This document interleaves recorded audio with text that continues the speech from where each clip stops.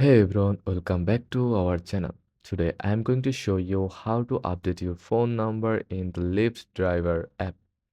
Whether you got a new number or just need to update your details, this step-by-step guide will make it super easy. Let's get started.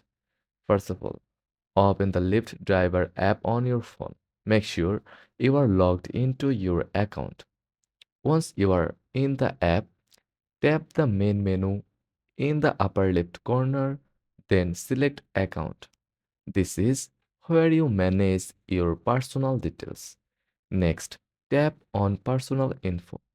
Here you will see all your account details, including your current phone number.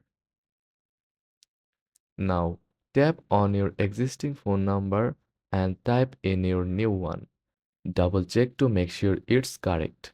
Lyft will send you a verification code via text message.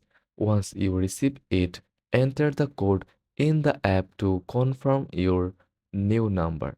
And that's it. Your number is now updated in the Lyft Driver app.